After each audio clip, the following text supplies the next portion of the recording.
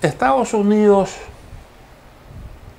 fracasó en su esfuerzo por reorganizar políticamente el mundo con sus ofensivas después del 11 de septiembre. Afganistán, Irak, todo eso era parte de una sola estrategia que fracasó. Y era ponerse en condiciones, reunir el poder suficiente que podían, en el contexto de la realidad de ese momento, dar la fortaleza suficiente como para producir un viraje radical. Eso fracasó estrepitosamente y debilitó enormemente a Estados Unidos como potencia. Yo digo que la derrota en Afganistán y en Irak, sobre todo Afganistán, en donde Estados Unidos se quedó empantanado durante 20 años, fue una derrota más contundente, una derrota con mayores consecuencias que la derrota de Vietnam. Si bien en Vietnam hubo una cantidad de bajas grandes y se sufrió allí una humillación tremenda. En el caso de Afganistán, Estados Unidos se está saliendo ahí voluntariamente, no es que lo estén sacando, sin embargo no han podido conseguir los objetivos estratégicos. Y el desgaste, que es lo fundamental, lo que cuenta aquí, ha sido enorme, porque en esos esfuerzos ha perdido mucho tiempo, ha perdido muchos recursos y ha evitado avanzar en otras áreas porque se centró allí con la esperanza de poder alcanzar unos objetivos que le iban a asegurar un propósito fundamental.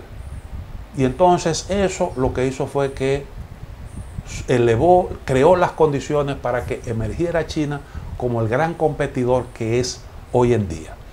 La competencia que se está dando entre estos dos países por la hegemonía mundial tiene características distintas. En aquel entonces, en la época de la Guerra Fría, había un problema ideológico de por medio. Era una lucha entre dos sistemas. China ahora mismo es un país capitalista y tiene en su seno, allí operan las principales empresas del mundo occidental. China tiene unos tremendos contactos con toda la economía mundial. Es socio importante de la Unión Europea, socio importante, el más grande de países como Corea del Sur, como Japón, como Estados Unidos. Tiene intercambios con América Latina. En el África es uno de los países que tiene mayores contactos. Incluso China ahora mismo está comprando grandes extensiones de tierra en el África. Y entonces es una potencia que avanza con unos niveles de crecimiento más grande, crece a mayor ritmo que las demás economías del mundo. Entonces es una competencia diferente porque es en lo que tiene que ver con tecnología, lo que tiene que ver con dinamismo económico, no tanto en el plano militar, porque China está dando la batalla y no tiene una sola base militar en el mundo, una sola base no tiene. Rusia tiene una base militar, que es la que está en Siria, es la única base militar que tiene Rusia. Y Estados Unidos tiene un presupuesto militar que es muchas veces el presupuesto militar de esos dos países en conjunto. Ahora, ¿qué ocurre? Bueno, que Estados Unidos, a pesar de todo ese poderío militar, no puede conseguir sus objetivos fundamentales en Afganistán, ni lo consiguió tampoco en Irak, y no ha podido ganar una guerra después de la Segunda Guerra Mundial. Una sola no ha podido ganar, a pesar de ser el ejército más grande del mundo. Y la utilización de la fuerza militar para conseguir objetivos, para ser más competitivo, eso realmente los alcances son limitados.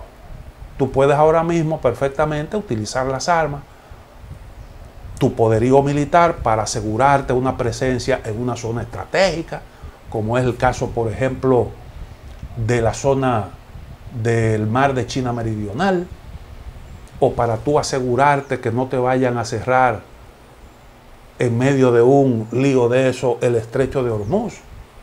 Y entonces eso tú tienes un buen disuasivo ahí. Las armas siguen siendo un buen disuasivo. Como dijo Henry Kissinger, un arma cargada es mucho más persuasiva que 1000 informes.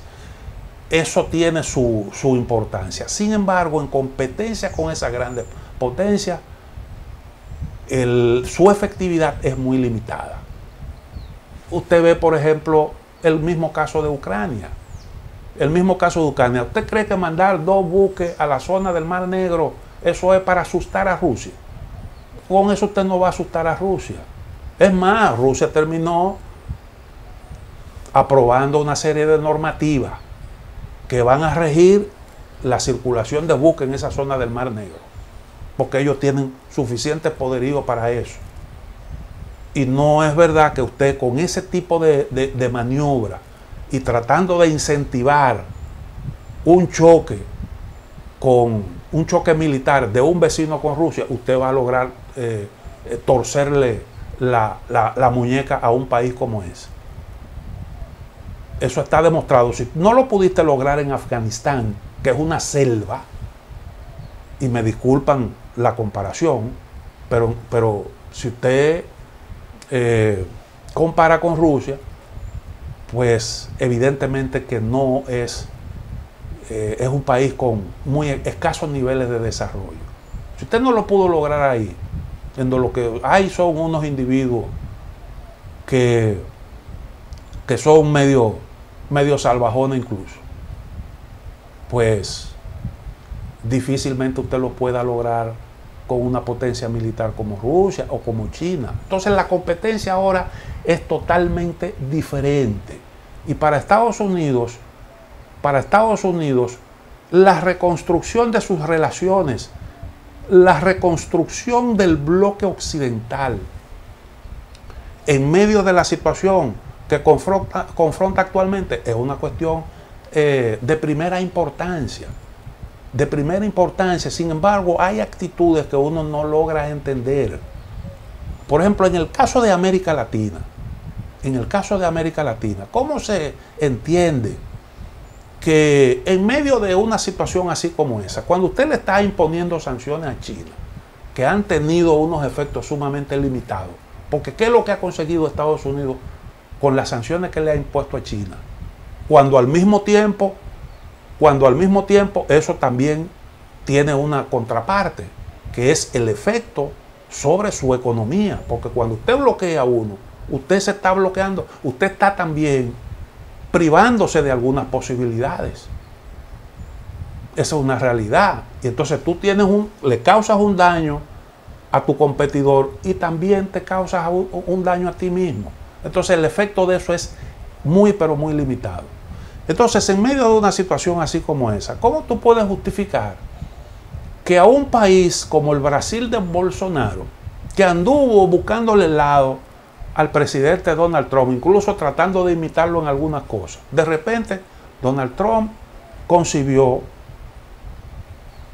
impulsado por algunos de esos estrategas que estaban a su alrededor, unas sanciones contra Brasil y Argentina, contra Brasil de Bolsonaro, un arancel a las exportaciones brasileñas y argentinas de acero y aluminio, alegando que habían producido una devaluación de su moneda para hacerse más competitivos frente a las exportaciones estadounidenses, cuando en realidad de lo que se trató fue de un problema provocado por una crisis económica, por un descenso en las exportaciones de esos países,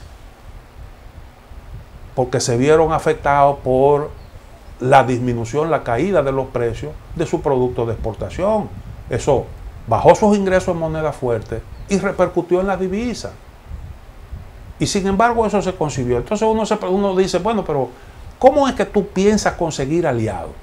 Porque en aquellos momentos, cuando estaba en su buena la Guerra Fría, Estados Unidos concibió, después de ese exitosísimo plan Marshall, que reconstruyó buena parte de Europa, de esa Europa que había sido destruida durante la Segunda Guerra Mundial. Alemania emerge con una economía dinámica, en competencia con la otra Alemania que cayó, que estaba en manos de los soviéticos. Y eso fue el producto de que esa reconstrucción alemana se produjo en base a la tecnología más avanzada del momento. Y entonces la economía alemana era un país reconstruido con lo mejor de ese momento. Y eso pues hizo que dejara atrás literalmente a ese competidor ahí vecino, también alemanes, que era la RDA. Pues en el caso de América Latina, decía, en los momentos de la Guerra Fría, difíciles, de gran competencia, los años 60, el gobierno de Estados Unidos inventó la Alianza para el Progreso. ¿Y cuál era el objetivo de la Alianza para el Progreso?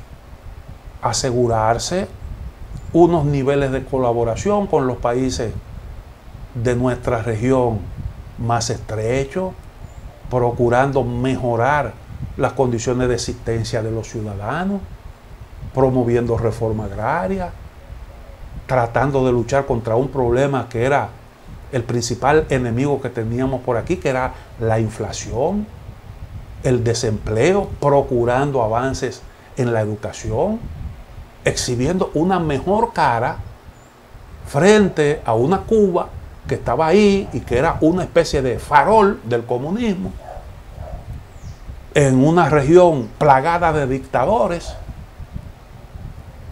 Pues esos cambios hicieron que Estados Unidos pudiera competir mejor. Ese era el objetivo, esa era la política.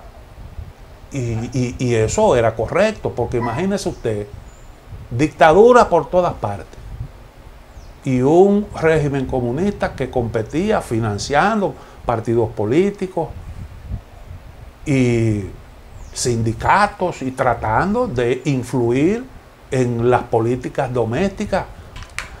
Hoy en día las cosas no son así. Los chinos hoy en día tienen relaciones con gobiernos de derecha y con gobiernos progresistas. En Colombia están vacunando con los antídotos chinos. Y lo mismo están haciendo en Brasil.